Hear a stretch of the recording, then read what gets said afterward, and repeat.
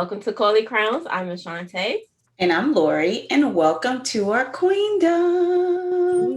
If you haven't subscribed, be sure to hit the subscription button, like videos, and check out our previous interviews and videos. Today we have a special guest, and we're going to ask her to introduce herself. Hi, I'm Khadean Young. I'm with BrodKhaSha Travels under Untitled Travel. Welcome. Thank you for joining us. So Memorial Day is right around the corner, which is the unofficial start of the summer. And so we know as people have started getting vaccinated, people are going to be back out traveling. So this episode is going to be preparing you to travel this summer. We're going to talk about some of the COVID restrictions that may still be in place, how they affect travel, and then also talk about some top destinations. So tune in. But before we start, we have a segment called Bring Them to the Throne. And so we're going to ask Khadean to give her opinion on our topic. And Lori, what is our topic for today? So this week, CDC changed their guidelines yet again regarding fully vaccinated people that they can resume their pre-pandemic life. So mask mandates are no longer, or at least I guess a federal mask mandate are no longer in play. The state of Florida then lifted all of that. They weren't even enforcing it before. Right. So now you could just go anywhere you want. I know several grocery stores have lifted their mask mandates, and I'm just like, I want to get your opinion about that, ladies. You tell me, and then I'll jump in afterwards because, I don't know. So what the mandate says, go if you're fully vaccinated, you don't have to wear a mask anymore. You don't have to social distance, and you don't have to wear a mask unless you're on public transportation, right? Planes and things like that. Yeah. So I don't trust it. I don't trust these people. I would still be wearing a mask even if I was fully vaccinated, right? Which I'm not yet. But it's like I heard them say it's the honor system, because the people who have not gotten vaccinated, they're still expecting them to wear masks. You barely got people to wear masks right now. So now you trust people to be honest and continue to wear masks? No. So I know I will continue to wear a mask for a while, even if I was fully vaccinated and everything, because I don't trust these people. Mm-mm. I'm like you. Like I kind of low key like the mask because I haven't. It's just I low key like mask because it keeps people aren't as clean as they need to be, and this whole pandemic showed that we have to tell people to do things that we learned in kindergarten, wash your hands, stuff like that. Right. So, and it is on one aspect it is great. People it gives that people the comfort they feel they need to travel. But like you said, your airlines are not lifting it. The hospital's definitely not lifting it. The hotels, it's still up in the air. A lot of the hotel companies like Hilton and Marriott, when they instituted their mask mandates, it was based off of what was CDC was saying, not regardless of what area they were in. So even if the state that they were in, like Texas when they first did it, and then Florida, when they started lifting it, those hotels were like, if the CDC is still saying it, we're not lifting it. So that is something that's probably will end up changing, since a lot of them were basing off of what the CDC was saying. They're going to start lifting it. Now, for them that have properties overseas, again, not everyone, we're not mandated by CDC overseas. Right. That's that's World Health Organization that mandates that. So if they're going to be there, I always want to tell people, hey, yeah, we might have it change here in the States, but CDC does not run the world. Right. The WHO runs the world. And if the WHO is still saying they need to have masks, you're going to go to places that are going to still expect you to wear a mask. And you're going to have to be prepared for that, because they're not, CDC may dictate the United States, but it doesn't dictate Italy and Asia and all that stuff. So I don't know what I'm like, I'm still wearing my mask. Yeah, I'm still wearing my mask. Like I'm yet to be vaccinated, and my mom, I have family members who have, and I wear my mask to still them, and I have people who have it. But I'm either way, I would still be like, I'm gonna wear my mask. Right. So it's just I just let me kind of wait and see is my thing right now. Yeah. It's just so much so fast. And I'm just like, Yes, we don't even know. First of all, we don't know who is fully vaccinated. There's no like sticker or star that you could be like, let me see your vaccination The card, because we passport don't that have they've that. been talking Right. about. yeah, And then you can still get COVID even though you're vaccinated. So, and you can pass it. So I just don't understand what's going on here. I'm yeah, confused. I don't, it's not for lack of money, because all these grocery store chains that are lifting their mask mandates, y'all been making money like crazy over the pandemic. exactly. So I just don't understand it. So that's where I am with that. But we will move on from that whole thing and dig into Khadean and her expertise as a travel agent. Can you give us like some background on how you even got into this business? Yeah, so I'll start with, I went to University of Florida. I have my degree in recreation parks and tourism. So I've always loved the hospitality side, traveling, um, worked, did my internship at a hotel over in the Panhandle, came home, really couldn't find anything to kind of fit my niche in. So I ended up doing the more restaurant management side for a while. I was a food service manager, but I always loved to travel. I always like, I travel as much as I could whenever my work schedule would allow. Mm, But I was like, I kind of would dabble into it a little bit and definitely help plan my family's trips and, help a couple people with their trips from off and on, but I hadn't get real into it. I started up a couple years back.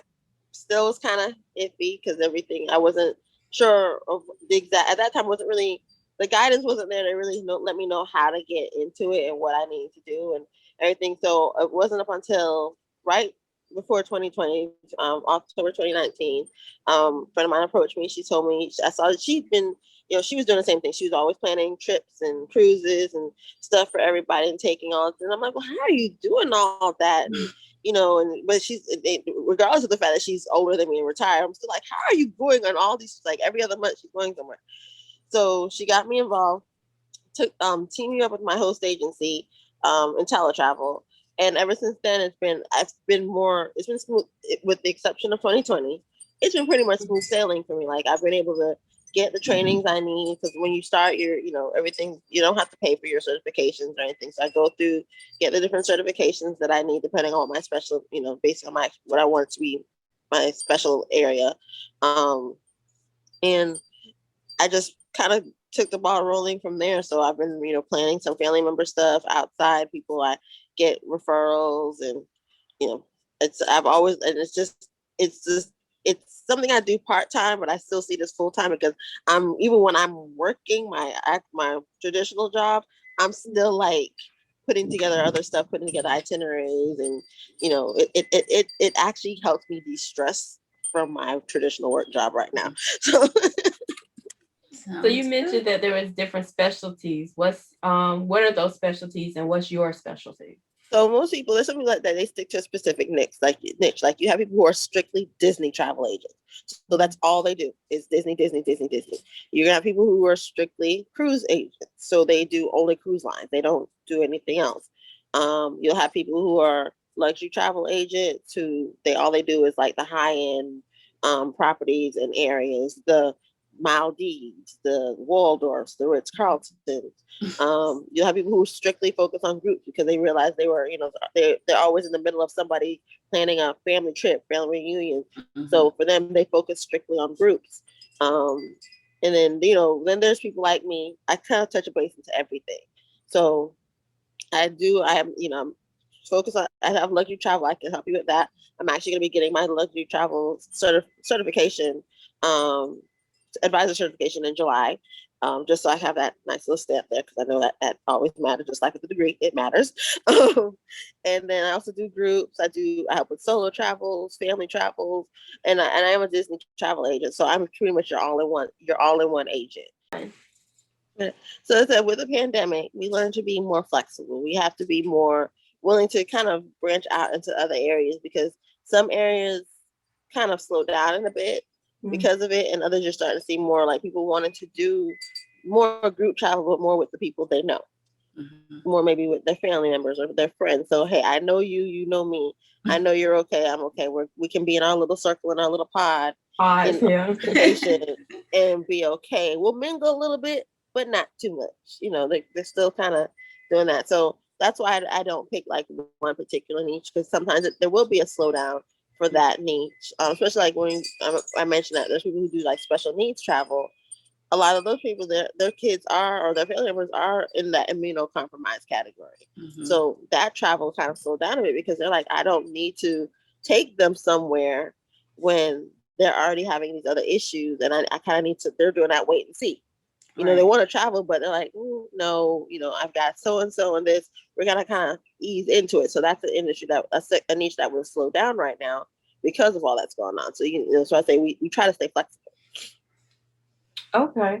So knowing that and all the different specialties that travel agents may have or be as flexible as you just mentioned, what are the pros and cons of using a travel agent versus trying to do your own trip So planning? the pros are definitely that's one less thing on your to-do list you have to really do. Other than you call me up, you say, I want to go here, I send you the quote. The most difficult thing you have to do is figure out how much you want to spend and what's within your budget. And then of course packing.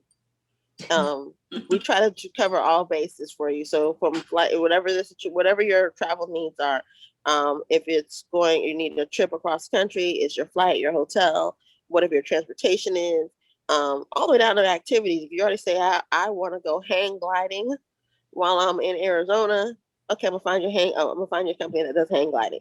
Um, I don't want to rent a car. I don't feel like driving, but I don't want to do Uber. Fine. If you want it and you got it in the budget, you want a chauffeur the whole trip, get your chauffeur the whole trip. We have companies that do that. So we, as a pro, like, it's someone that pretty much, anytime it's for any service, when you call someone to come wash your car, because you don't, that's what they to detail the car, because you don't want to be having to worry about that. So you take it to them, they handle all that for you. You take it to mechanic to fix your car, because you don't know anything about the inner workings of it. That's what they're there for. That's what a travel agent's for. So when you have, and I'm not saying this for a good travel agent, because I know there's ones that aren't that great, because I've heard the stories. But when you have a good travel agent, the whole point of our mission is to make sure that all you're focused on is going on your trip and enjoying your trip. So when things go wrong or something's going on, I'm your advocate. My best example, one of my examples I like to use, I don't know if you guys remember when they had the whole incident in Paris a couple years ago, where I forgot, violence erupted, and so everyone was shutting down. No one was eventually. They started shutting down the airports into Paris because of it. No one would travel, and there were people, of course, going to Paris. Yeah. So, a lot of people, they booked through either themselves or other means, and it was a lot more difficult to try to get some kind of resolution, and they're already freaked out and frustrated and having to be told, okay, now you can't go here, but I just paid, where am I going to go?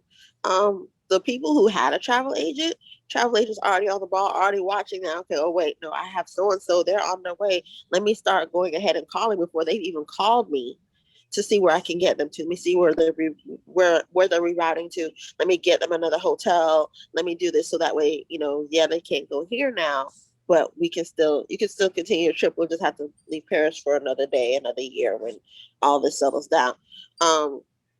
So that's, that person that you can call immediately while it gives you that time to kind of de-stress. I handle that. I'm on hold dealing with the airlines, the hotels, and you don't have to be doing the 3-4 hour hold that can happen sometimes. Same thing when the pandemic started and all the shutdown started.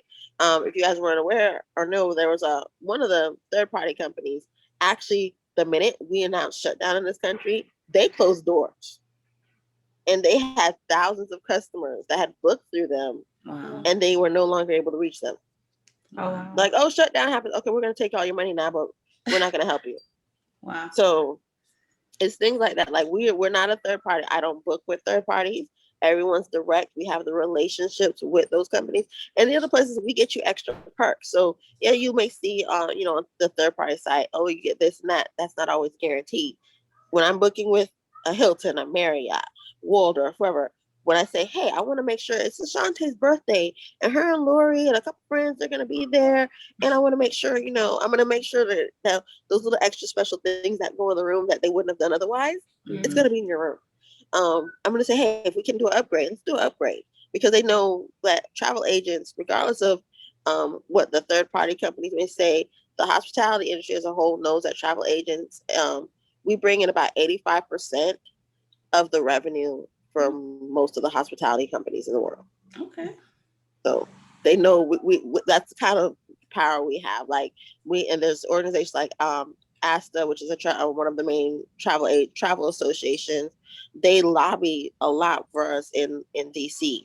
So when a lot of these different changes, like with the cruise protocols and stuff with CDC, they've been pretty much saying, hey, you're killing the industry by not letting this happen or putting further restrictions on them. Which is the reason why we were like, okay, I want to cruise, and then they say, oh, you can't cruise again, is because we're still trying to battle with the CDC saying, hey, you're killing it. The cruise lines have prepared for this now. The ships are almost pretty much spanking new and cleaner than most hospitals, I'd say. And they're trying, that's, we're all that stuff that we do, they talk about to bring that attention, like they're doing everything they can to get everyone back moving, back traveling. So, yeah. That was a lot of great information. I didn't even know that it was that much. Travel agents have that much market share, basically at 85%. So along that lines, like, what tips do you have for travelers, maybe not just in the pandemic, but even once everything kind of opens back up? What tips would be good to share with our listeners? I always say one thing, definitely reach out to a travel agent, because that's the first thing I'm going to say, because we stay on top of whatever changes travel requirements are for any particular country. So even in this and without this, let's say, with everyone getting vaccinated or people getting vaccinated, there's always a question, okay, what countries can I go to that require vaccination? We have that information. I also know which countries will say you don't have to be vaccinated, but you at least have to have your COVID negative test, or you have to have this, you have to have proof. And there are some countries that are like, I haven't encountered them yet, but there's a few that are like, as long as you're COVID tested, I don't care if you're vaccinated or not. And they may still require masks. But we're forever, that as that list is ever changing, we stay on top of it. So anything that changes travel wise, if they start shutting down, like when we have those political unrest going on, and not everyone's always, people honestly, they don't pay attention to that. They just say, oh, I want to go here. And then it's not till they get there, they find out, oh, wait, yeah. Okay, what am I doing now? So I've had calls like that even on my other job. Like I work for a desk for another company, and one of the calls I had, we were like, the country they were in, I think it was in Jerusalem, and they had certain restrictions about how you could move about in that area.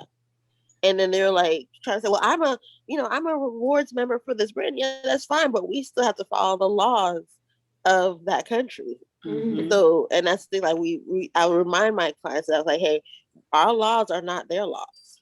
Right. Our restrictions aren't their restrictions. They have different restrictions, and we have to still abide by them, so we don't get that awful tag of American tourists. I try to avoid them, for people having that kind of, having people look at them like that. But whatever they've got going on, if they've got restrictions or say you can't go here, go there, I let my clients know that. I say, hey, you're going to Mexico. Make sure you don't go past this point. Don't do this. Please don't do that. I don't have enough bail money to come get you. I will do what I can, but please don't make me have to go. I don't want to hear you tell me I have to try, call your family members to find out, okay, we need bail because they decided to do something I told them not to do. So it's like that. Like we forever keep up on top of everything. So COVID's definitely showing us everything's always changing. So we stay on top of all that information. We're every area, country, pretty much, they have a tourist association or a tourism board. And so they offer like further trainings to travel agents, so we know more about the inner workings of what, especially when it comes to tourism for that area, so that we can share that information with our clients. All right, that's awesome. I know the first time Ashante and I went to Trinidad. We went with a friend, and she had on like fatigues, like camouflage pants, Yeah. and that's illegal there. Like she had to go in the bathroom and change before we could even go through customs. And I was Yeah. like, that would have been good to know before we Yeah. flew all the way over here. And they were serious. We thought they were just joking, like, but he was just like, no, you can't even Like go as soon past as this we got point. off the plane, they saw her and told her Yeah. she had to go change. It's just like when you go to Morocco. Even though it's because of them having the very Islamic religion there. Even if we're not, we still have to cover up. Like we don't have to go the whole thing, but this head's got to be covered. You have to make sure you have a scarf because you're expected to have that on you the entire time you're there. So that's like I remember a friend of mine, classmates actually, in high school, they took a trip to Morocco, and that was one of the things they came back and said, like, yeah, we all ended up having to go and buy scarves because we didn't know we still have to cover our heads while we were in that country. Yes, good information. So, have you traveled recently? And if so, what was your experience? What did I you did. I encounter? went actually across the country. I went over to Portland, Oregon with my family. It was exciting because my kids' first flight, because they're 12 and 10, so it was their first flight. Oh, Actually, honestly, the first flight my husband and I had actually taken together because we were always flying, just never together. He would be going one way with the military, I would go another way when I whatever job I was working, and so we were both like, we never flown together till this time. So that was a trip within itself. But definitely with going through the airports. Of course, like I said, masks were required. TSA definitely tries to be as less hands on as possible. So they've got their wands and everything. Everything was smooth sailing. I definitely recommend having your ID on you, having like the stuff you're gonna need on your ID, your passport card. If you're going out of the country, have your passport, obviously, all of that already. That's kind of with you in your carry-on or whatever. Um, if you're going to a different country, make sure that if they say most countries, the requirement for the test is you have to do it 3 days prior to arrival. So make sure you do that because if you don't do it, and I actually say do they like let's say if you're flying out on the 20th, you want to make sure you have that card in your hand, that you've done a test. So if you do it like the 16th, so you have that card in your hand by the day before, because saying, oh, I'll wait, I did it 2 days before something, they may not still let you on the plane. You want to make sure you've already done it. Like I actually witnessed somebody, as we were in the airport, she was going to Germany, and because she didn't actually have it on the plane, I'm listening to hearing the flight attendant say to her, I can't let you get on this plane. Wow. You don't have you don't have the test. You don't show that you've actually done it. I'm not gonna let you go on a plane. How heartbreaking this is, though you just paid this money. Right. And to get there, then they tell you, we're not letting you on the plane. And they're serious. And she's like, stone face cold, like, no, I'm not letting you on the plane, man. Sorry. No, we're gonna figure out something else, but you're not getting on this plane. So making sure you have those tests, like that stuff that, as your travel agent, I remind you, say, hey, I'll send you when you book, I send you little, get quick to know information.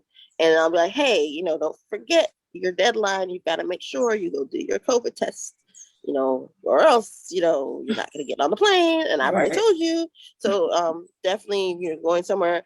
And still, even though I, as your travel agent, tell you about, where you're going, the airlines, I always say download the airline app because it'll do what they call a travel ready. If the area you're going to requires anything, if it's already going to have it in the app. And if you're travel ready, it'll tell you you're travel ready. If it says you need more requirements, it's going to say you're going to need more requirements. So most times in the States, you don't have to worry about that.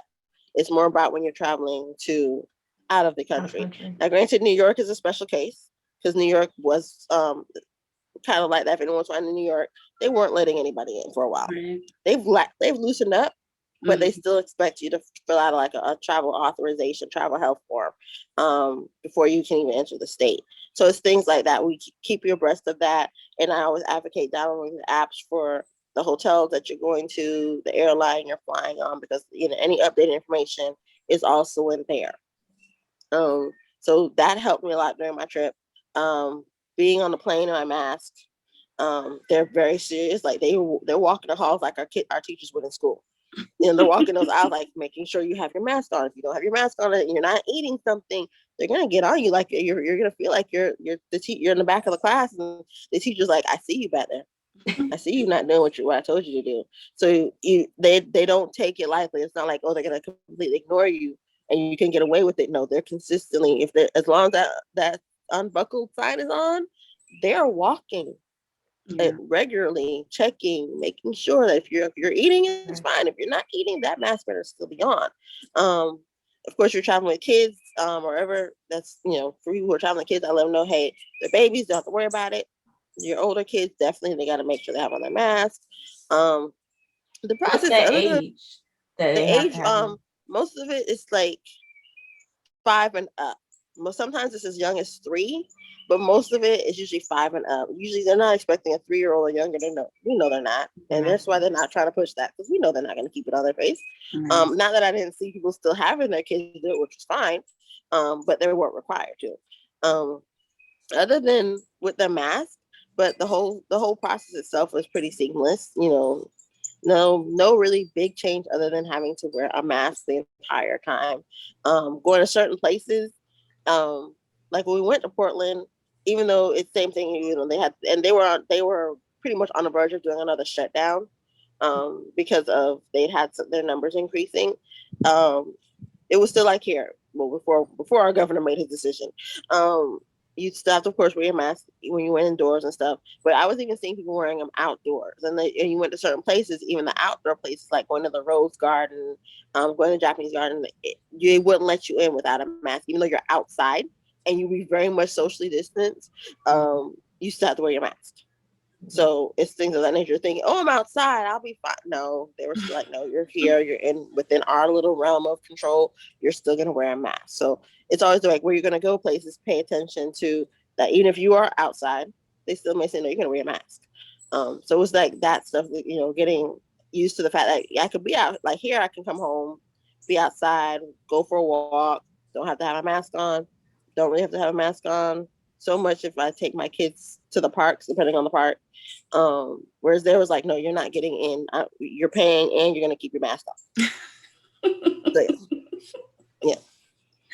So speaking of what Ashanti said earlier about the Memorial Day weekend kicking off the summer, what are some of the hot travel spots that people usually travel over the summer, and maybe something that's new this year? What has actually been, what we've been seeing a lot of uptake is with myself and my other travel agents that I'm in constant communication with. We've just noticed a lot of people booking for Vegas. New York, even with all that was going on with them not letting people in, people still want to go, especially need more so now. So New York's on the list. New Orleans, Mexico's definitely, people still want to go to Mexico. Who stopped going to Mexico? Right? And I'm talking, that's like everything from your Tulum, the other, and then Mexico goes into, and then there's Belize because of it being an English speaking country, even though it's Spanish, but it's English speaking. English is their first language. Anything in that area, people are ready to go to.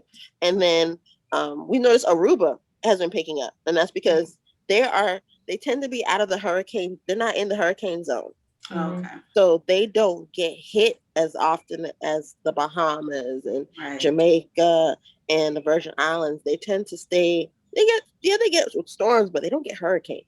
Yeah. Because they don't tend to ever be in the path of one. They get like maybe the rain. So we've noticed a lot of people wanting to go there because they're like, no matter what time of year I'm picking, especially when it's the summer when we know it's hurricane season, there's less likelihood of them having to worry about battening down the hatches while they're on vacation because a hurricane's coming. So those are the ones we've noticed is picking up. And of course, Disney, of course, is everyone I'm definitely, and that's just a little extra bonus one. Disney, of course, everyone's like, I'm ready to go back to Disney. I need to fix my, feed my Disney fix. Yeah. And so. And what about like cruises? I think the cruise industry is opening back up next month in June. Supposed to be June, hopefully, because every time they try to say it, they end up moving. But the cruise lines, it's definitely same thing. It's trying to go to your party places. So carnivals, one of the top the top companies, the fun ship. They've seen a lot more people getting for the islands, wanting to head to Jamaica, wanting to head to, Dominican Republic. Same thing with Royal Caribbean. Everyone's in a beach state of mind right now. They want to see some water, some sand, and not their house. Yeah. Very true. And then I guess along that lines too, what's the best trip that you've ever booked? So I did just have a client. They went to Tellum, and because everyone's been talking about Tellum, so I haven't gotten a chance to go, but that's where she wanted to go. So I was like, she went actually last weekend over Mother's Day weekend, and we had booked this back in January, February, and I think I was more excited about it than her. And I was like, she booked it, but I'm like, you guys are gonna tell them. Oh my gosh. So. And I found like the hotel that she was staying with, and I would like just to amp up her, I knew she was already excited, but like when I found that it had a Facebook page, I would like tag her in pictures and say, you're gonna be able to do that. So, and when she messaged back, she's like, everything I felt, and I was like, sending her to a place that I hadn't really like that property. I hadn't really dealt with them too much. Like this is my first time booking, so of course, anytime I send anybody anywhere, I'm as anxious. Like I hope everything's right. I'm as bad as when I'm on vacation with my family. I'm I'm not trying to be critical. I'm not a difficult customer, but I want to make sure you're happy. Right. So I'm gonna be like, I hope everything's good. I hope the airline's good and all this stuff. Now the airline was not so great. They kept delaying her, which made me mad. And she was like, no, we're fine. I was like, are you sure? And she's like, no, we're fine. But she said, other than the airline, she's like, the entire trip was amazing. They got to go tour the caves. They did a little cave diving. They had a ball. The pictures were, exactly as we were seeing it. The whole property, the whole vibe was exactly what she was looking for, because it was a delayed honeymoon / Mother's Day / birthday trip. So all of that rolled into one. And I was, I'm so ready to send more people back out there, because it's advertised as this retreat and spa, but they still have they have little parties they have for the guests, and they have a foam party and all this stuff. And I was like, man, I'm like, can I be in your suitcase? I want to go. I promise I'll fold up. Can I be in your suitcase? Awesome. Yeah. So for anyone that's watching and they are like, oh, that sounds like a nice extra way to make income. Like if they weren't interested in becoming a travel agent, what advice would you give them? Definitely reach out to me. I can definitely help you get on the road with that. Like I said, I'm under a host agency. Most people, unless they have the pockets to cover it, you can be an independent agent, but it's best to start with a host agency, because that way we get what we call an IATA number. We're covered under that. Anything that goes on, you're already under an umbrella of basically protection, which protects your clients. The insurance that you typically have to get when you're a travel agent, if you do it independently as your own, it's $1 million kind of insurance that you have to have, like liability insurance and stuff. Being under a host agency, they have that. You're covered under that. You're protected under that. Your clients are protected under that. And that way, that's not something you're starting out like, unless you've got the deep pockets to be able to just throw it at that. You don't have to pay for that stuff, because typically you'd be spending, upwards of the hundreds, thousands of dollars to do a travel agency yourself, to get your IATA number, to get your CLIA number and all that stuff, and to have that insurance. Whereas a host agency, you're covered under that. They help you make sure you're good, make sure your clients are good. And they maintain, and we always are constantly evaluating the partnerships we have, like with different suppliers. If the supplier is acting in contradiction of what we know as a company to stand for, then we're gonna cut them loose. So an example we have is when the pandemic started, one of our companies one of the suppliers, tourism suppliers that we were dealing with, they weren't willing to give any refunds. They weren't willing to do any kind of credit. They were trying to be as least helpful in the whole situation as possible. We don't do business with them anymore. Because we're like, no, we saw where the shift was going, and they were pretty much being like acting as if this wasn't going on, and still trying to hold people's money, and like they can't travel, they can't do this, they need we're trying to just, and they were not like, and I think other host agencies, because there's a number of different host agencies. I think we weren't the only ones to pretty much blacklist them. We're like, no, you're not helping people. You're holding on to their money. You're not trying to be helpful. You're not concerned about the customer. They can't go. And you're telling that they're pretty much will have to book a new trip and spend more money. So you're not giving them credits to use for future. You're not refunding them. No, we just said, no, we're no longer dealing with you anymore. This is not going to happen. So. Okay. So if anyone is interested in using your services to arrange their trips or to become a travel agent, how can they get in contact with you? Definitely. Our BrodKhaSha Travels is my Facebook business page. If you can also message me on Facebook under Khadean Young, but you can message me through my business page, BrodKhaSha Travels. I do my best to respond within the first 24 hours. Once you let me know what's going, what you need, I tell you the timeline, depending on what it is. It's usually between 48 hours to 72 hours from once you've given me the full rundown of what you need for me to, give you quotes. I try to give you up to about 5 different quotes, depending on, so especially if you're a person who's like, oh, I'm not sure what my budget is, just send it to me and then I'll go from there. I try to give a good range. So that way you kind of see what the mid, what the low, the mid, the high is. And then we go from there. Whatever the deposits are, we discuss that depending on who you're, what means we're booking with. And I'm like with you from beginning, like I said, from beginning, middle, and during. I check with you, during the trip at one time, and that's just to, I don't want to bother you. I check with you on the day of, make sure everything's good, make sure everything's fine, let you know that, hey, if anything's going on, you text me, you call me, skywrite, whatever you need to do, I'm gonna get the message and make sure it's done. Anything that goes on in the state, definitely, I say make sure you reach out to me. I check with you when you come back, of course, and then we start talking the next trip, or if you have another trip you're already planning, we start talking about it then, or whenever, or I'm there for you. Any questions, any concerns about anything, I'm pretty much always available. I have my email. I have 2 different phone lines, that I have to communicate with my guests, and I'm just pretty much that person. Okay. Well, we'll also post your contact information in the details of the video so people can get in contact with you. Khadean gave some very good reasons to use a travel agent. So we definitely hope that anybody that's watching, if you're planning a trip this summer, reach out to Khadean and let her help you plan your trip and get you those upgrades and those extra special things that you would not be able to get on your own.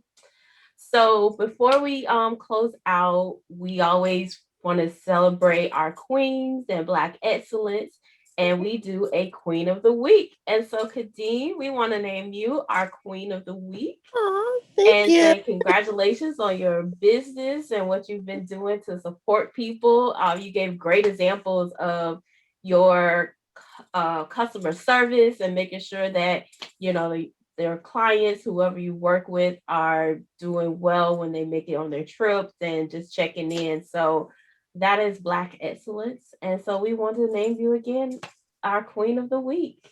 Oh, thank you, ladies. We crown you. So thank you again for joining us. We appreciate your time and all the information that you provided us and our viewers. Again, we want to remind you to subscribe to our YouTube page, Dakoli Crowns. Go back and watch any of our previous interviews or other videos. And again, we'll have Khadean's contact information below in the details so you can get in contact with her. So as always, before we leave, we want to remind you to do what? Protect your throne. Okay. Bye. Bye.